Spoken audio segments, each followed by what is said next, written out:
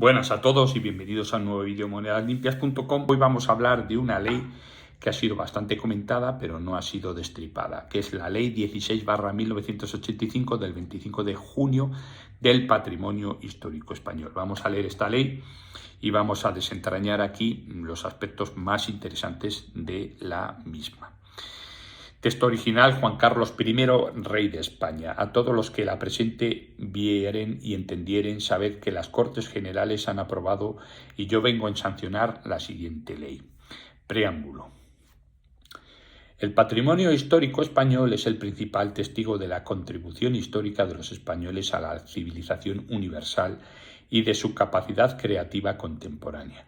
La protección y el enriquecimiento de los bienes que lo integran constituyen obligaciones fundamentales que vinculan a todos los poderes públicos según el mandato que a los mismos dirige el artículo 46 de la norma constitucional. Bueno, ¿cuál es este artículo 46? El artículo 46 viene a establecer, ya os lo digo yo, que existe una obligación de los poderes públicos en preservar y enriquecer el patrimonio de los bienes culturales de España, el patrimonio español, pero que hay una salvedad aquí que es muy importante, que hay que tener en cuenta, que bien pueden ser de distinta titularidad, es decir, puede ser o bien de titularidad pública o bien de titularidad privada. Por lo tanto, en el artículo ya 46 de la Constitución española se prevé que el patrimonio español está conformado por aquellos bienes que lo integran independientemente de su titularidad.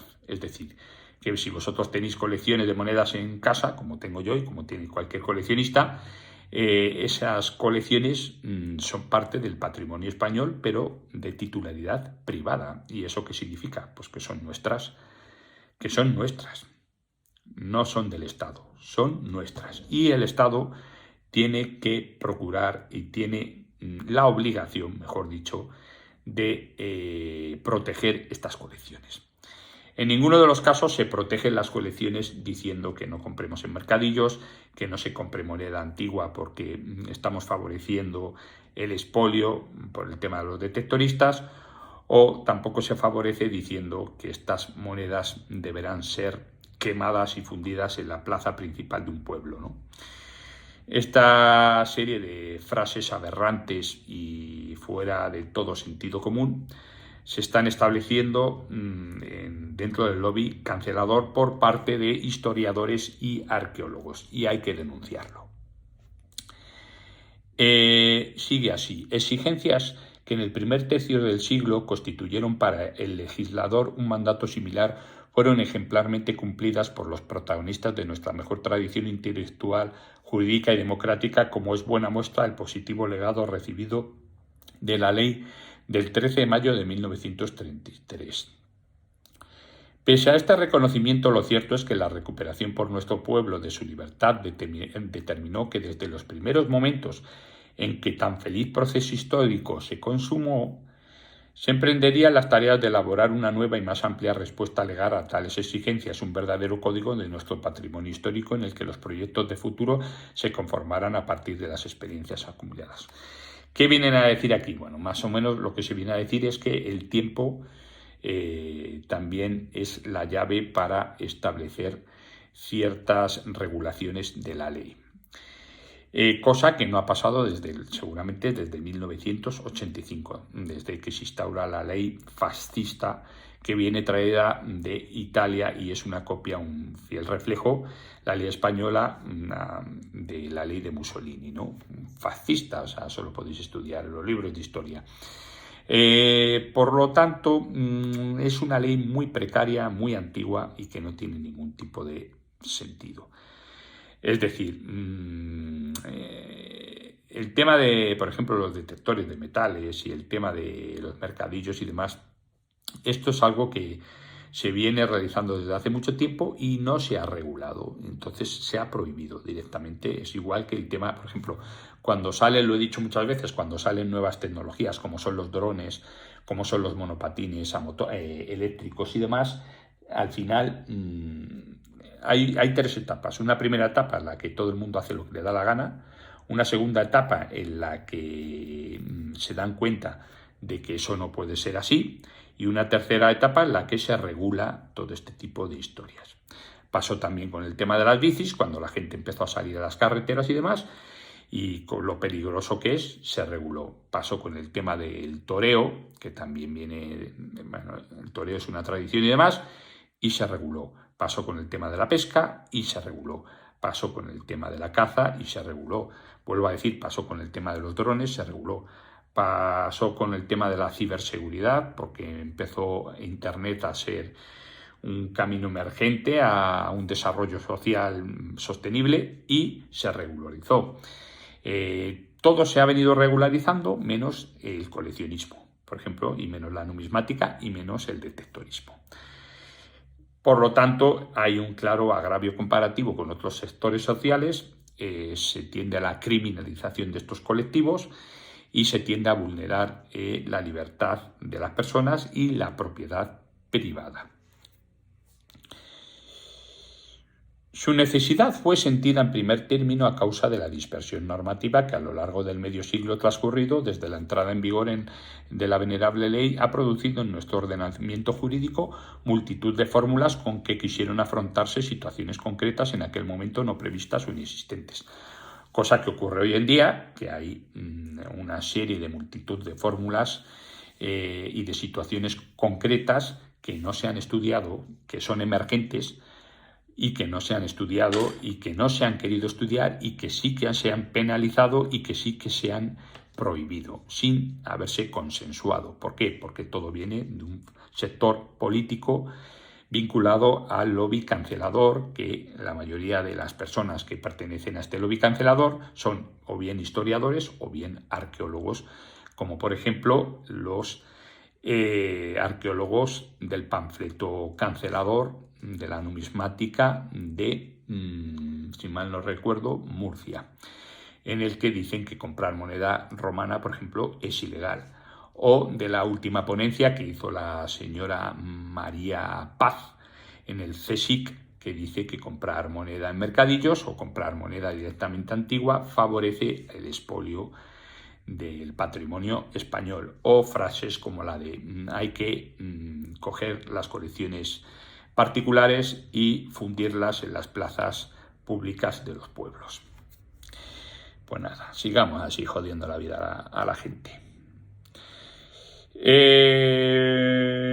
Seguía, porque esto es un... Bueno, deriva asimismo esta obligación de la creciente preocupación sobre esta materia por parte de la comunidad internacional y de sus organismos representativos, la cual ha generado nuevos criterios para la protección y enriquecimiento de los bienes históricos y culturales que se han traducido en convenciones y recomendaciones que España ha suscrito y observa, pero a las que su legislación interna no se adaptaba. Bueno, evidentemente España no se adapta una mierda a nada. España se adapta solo a lo que 4 individuos, que son los que conforman uno de los impulsos del Leviatán, le dictan. ¿Y cuáles son estos impulsos? Cancelación, cancelación y cancelación. Porque si verdaderamente hay una comunidad internacional que está promoviendo el desarrollo de del patrimonio nacional de todos los pueblos, si verdaderamente existe un país, ese va a ser Inglaterra. Inglaterra sí que verdaderamente se ha ocupado en desarrollar esta fase, esta ley que se está aquí contemplando, ¿no? Que es una ley, bueno, esta pertenece a la ley española, pero bueno, pero tiene sus ramificaciones en todo el mundo, ¿no? Como bien dicen aquí, es una voluntad de todas las naciones. A ver cómo lo dice, que se han traducido en convenciones y recomendaciones por parte de la comunidad internacional. Y luego, bueno, viene a decir que se han producido en convenciones y recomendaciones. Aquí las únicas convenciones que existen son las convenciones numismáticas, a las cuales ya que hay que ir con precaución porque va a estar la Guardia Civil pensando que es todo expoliado, y las convenciones que realizan personas como María de Paz o Arcilla Fresca, que se llevan también a los guardias civiles y les aleccionan diciendo lo que tienen o no que hacer y lo que es legal o ilegal, yendo en contra de lo que es la Constitución y, por ejemplo, del artículo 46, que dice que los poderes públicos tienen la obligación de proteger el patrimonio español independientemente de su titularidad. Y cuando tú entras en la casa de un coleccionista y le robas la colección, eso no es proteger el patrimonio español, y más cuando no sabes dónde van a parar esas piezas. Por lo tanto, bueno, pues así seguimos. La presente ley es dictada en consecuencia en virtud de normas, a ver, porque aquí también dicen algo. La revisión legal queda por último impuesta por una nueva distribución de competencias entre Estado y comunidades autónomas que en relación a tales bienes emana de la Constitución y de los estatutos de autonomía, bla, bla. Falso, porque la Constitución todos debemos ser iguales ante la ley. Pero este principio se debe tomar desde el punto de vista de que la igualdad tiene que ser siempre reconocida desde un punto de vista positivo, no negativo, es decir, no censurador, es decir, positiva con el respeto de las libertades de las personas, es decir, no decir, no, es que aquí se hace esto bien y aquí se hace esto mal, y que digan, no, pero es que se tiene que hacer mal en todos los lados. No, eso es cancelación, se tiene que hacer bien en todos los lados. ¿Y qué es hacer bien? Pues consensuar. Y entonces, ¿por qué, por ejemplo, en Andalucía se prohíben cosas que no se prohíben en Andalucía? Bueno, pues esto en otras comunidades más centrales o más del norte de España. Bueno, pues evidentemente esto ocurre porque existen comunidades autónomas y las competencias, en vez de tenerlas el Estado, las tienen estas comunidades y hacen y deshacen a su antojo, porque al fin y al cabo los que gobiernan en estas comunidades tienen esa competencia. Y bueno, esto ocurre a nivel, no quiero hablar de política, pero es que ocurre a nivel de todo, cualquier tipo de implicación social, sea el lenguaje, sea etcétera, etcétera. O sea que es algo muy negativo. Es algo muy negativo porque están vulnerando los principios básicos de la Constitución española, en los cuales dicen que todos somos iguales ante la ley, y no es verdad. Y ahí ya te meten el decreto, no, pero según la comunidad autónoma, no. Entonces ya no somos todos españoles. Esta ley consagra una nueva definición, esta ley de la cual estamos hablando, esta ley consagra una nueva definición del patrimonio histórico y amplía notablemente su extensión. En ella quedan comprendidos los bienes muebles e inmuebles que los constituye el patrimonio arqueológico y el etnográfico, los museos, archivos y bibliotecas de titularidad estatal, así como el patrimonio documental y bibliográfico. Busca en suma asegurar la protección y fomentar la cultura material debida a la acción del hombre en sentido amplio, y concibe aquella como un conjunto de bienes que en sí mismos han de ser apreciados sin establecer limitaciones derivadas de su propiedad, uso, antigüedad o valor económico. Esta ley de la que habláis, que va en contra de la ley del artículo 46 de la Constitución, en el que se admite la doble titularidad en la posesión del patrimonio español, tanto público como privado. Y aquí decís que esta definición de patrimonio para vosotros es simplemente público, por lo que veo aquí, y solo habláis de arqueología y de etnografía. O sea, cosa completamente estúpida y ridícula, porque el patrimonio español se integra por muchas más historias. Por ejemplo, la literatura, por ejemplo, la música, por ejemplo, la numismática. Porque la numismática, lo vuelvo a decir, es una ciencia aparte que nada tiene que ver con la arqueología. Y si no, decidme a vosotros, a mí, qué arqueólogos han escrito libros sobre numismática o qué tipo de numismática se estudia en las carreras de arqueología. Ya os lo digo yo, ninguna. Por lo tanto, completamente falso, no tenéis ni puta idea y vais en contra de los intereses, de las libertades de las personas. Es que no hay otra, si es así. Ello no supone que las medidas de protección y fomento se desplieguen de modo uniforme sobre la totalidad de los bienes que se consideran integrantes en virtud de la ley de nuestro patrimonio histórico. Es decir, a mí me gusta esto que tienes tú, me lo llevo. Si lo extrapolamos a un lenguaje más infantil, a mí me gusta tu helado de vainilla, le voy a dar un mordisco y te comes todo el helado. Eso es lo que ellos quieren. Es decir, cuando a mí me apetece, te cojo el helado, y cuando no me apetece, pues te dejo el helado. Es así. La ley establece distintos niveles de protección que se corresponden con diferentes categorías legales. La más genérica y que da nombre a la propia ley es la del patrimonio histórico español, constituido por todos aquellos bienes de valor histórico, artístico o científico o técnico que conforman la aportación de España a la cultura universal. Vale, poco vas a aportar a la cultura universal, según esta definición, si tú tienes una cantidad de bienes tangibles dentro de unos sótanos de un museo que no se sabe que nadie sabe que tienes. Por lo tanto, el patrimonio de un país no solo está en función de la cantidad de objetos que tengas en una estancia, sino también de la cantidad de estudios que se hayan hecho sobre esos objetos, y no solo de los estudios, sino de el alcance visual que tengan, porque evidentemente si yo me tengo que creer que tenemos un patrimonio español muy amplio y demás, y no enseñan lo que tenemos, bueno, pues verdaderamente, como vuelvo a decir, no me lo creo. Es decir, un patrimonio, y aparte, el presuponer, por ejemplo, que tenemos un patrimonio sumergido en el agua, un patrimonio enterrado y demás, son solo elucubraciones. Cuando verdaderamente un país tiene el patrimonio es cuando lo ha rescatado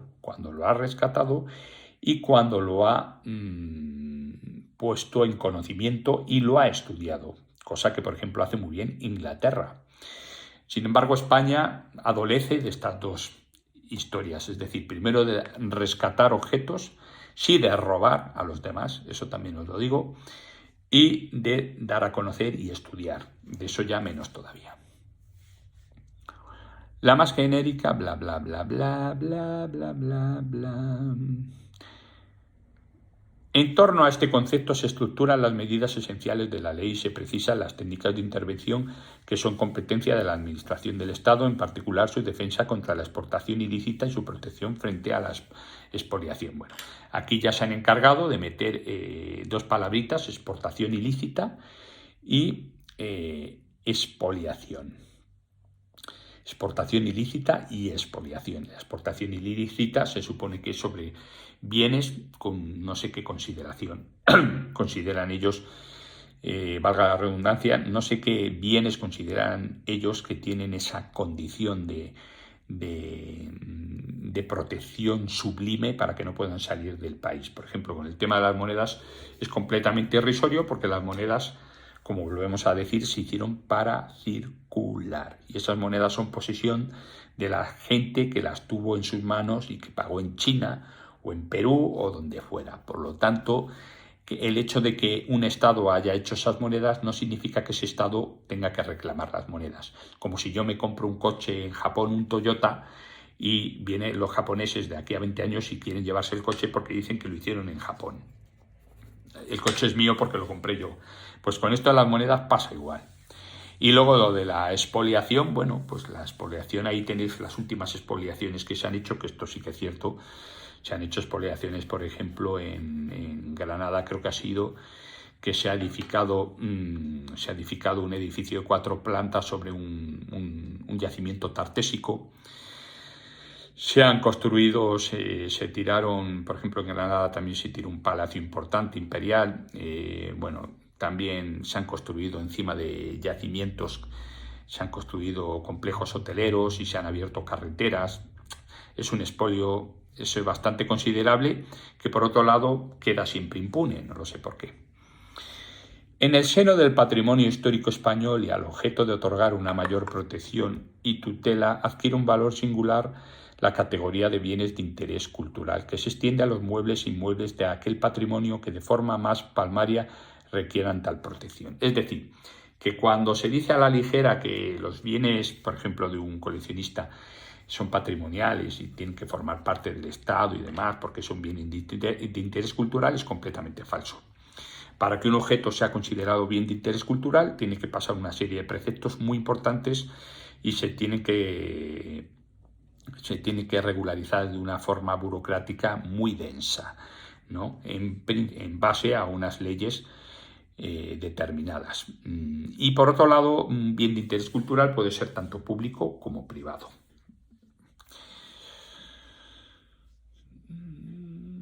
La ley dispone también de las fórmulas necesarias para que esta valoración sea posible, pues la defensa del patrimonio histórico de un pueblo no debe realizarse exclusivamente a través de normas que prohíban determinadas acciones o limiten ciertos usos, sino a partir de disposiciones que estimulen a su conservación y, en consecuencia, permitan su disfrute y faciliten su acrecimiento. Es decir, conceptos completamente ilógicos que estén metidos en esta ley fascista, pero conceptos que son completamente ilógicos y que no tienen nada que ver a lo que realizan ciertas personas, por ejemplo, cuando te dicen que no se puede comprar moneda porque favorece el expolio con los detectores de metales, en este caso lo dice la señora María de Paz, tenéis el vídeo ahí, o cuando dicen que te van a quemar te van a fundir las colecciones, tipo las juventudes hitlerianas que hacían con los libros de los judíos en la plaza mayor del pueblo.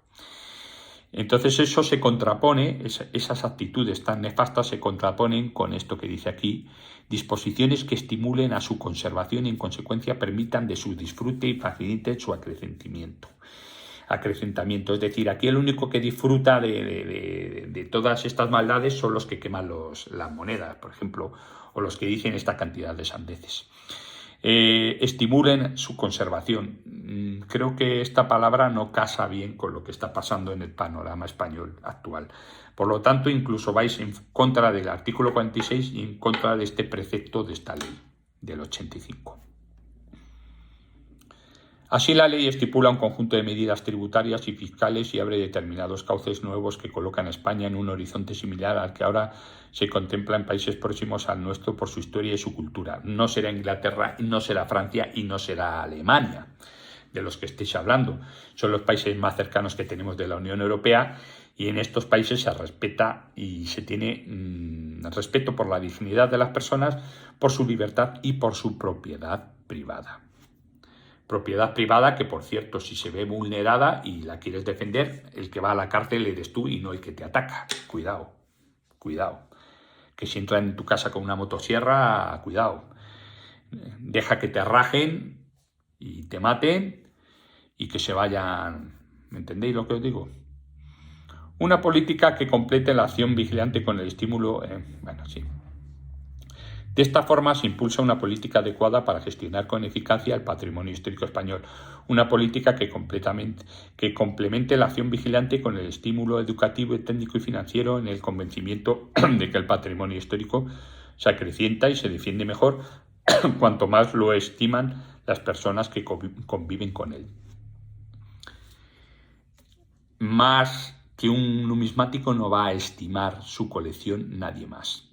Más que un numismático, nadie más va a poder estimar la colección que el propio numismático. Entonces no entiendo. Pero también cuantas más ayudas se establezcan para atenderlo con las lógicas contraprestaciones hacia la sociedad, cuando son los poderes públicos quienes facilitan aquellas. Bueno, sí, nosotros los numismáticos tenemos muchas ayudas, sobre todo cuando compras monedas en mercadillos y demás, que te tachan de expoliador, de criminal, o entran en tus casas y te roban las colecciones, y si has hecho estudios científicos, sirven como agravantes a la hora de demandarte.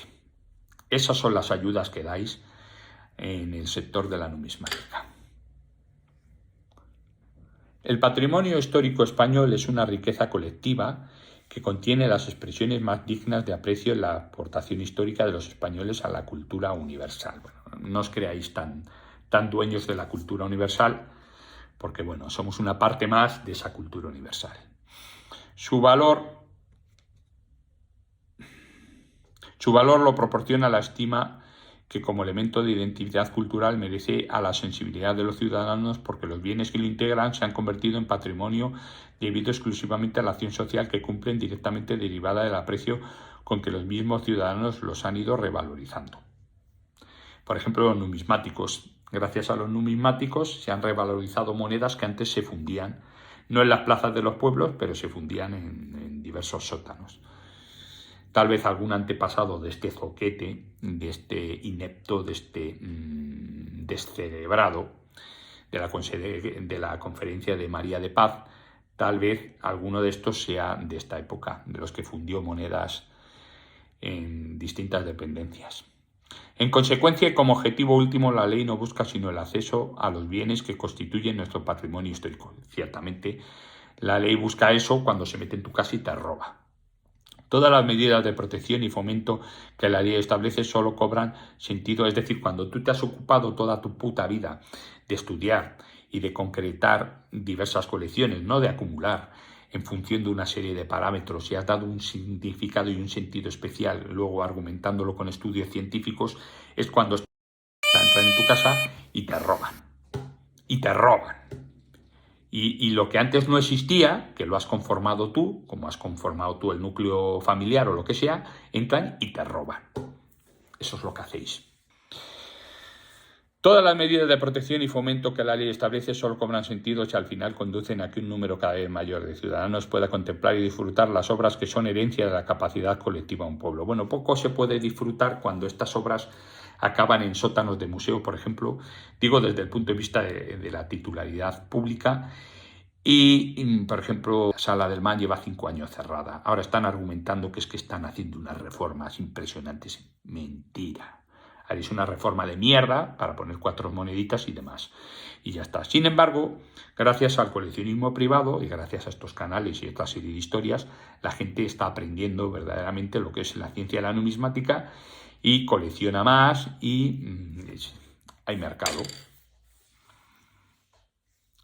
Se facilita el acceso a la cultura y que esta, en definitiva, es camino seguro hacia la libertad de los pueblos. Y todo muy bonito, pero es completamente la interpretación luego que hacéis para censurar la libertad de las personas es muy pasmosa.